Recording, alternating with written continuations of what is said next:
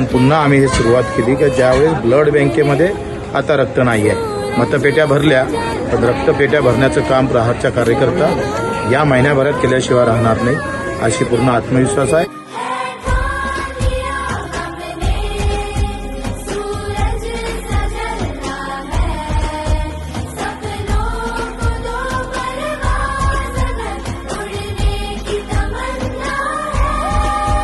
त्यांना आव्हान करत आहोत आपण. आणि अमरावती जिल्ह्यात पण आता प्रत्येक तालुक्यात आम्ही रक्तदान शिबिर तो ये फलक मगरूर बेबस होके तेरे आगे दिखेगा मजबूर.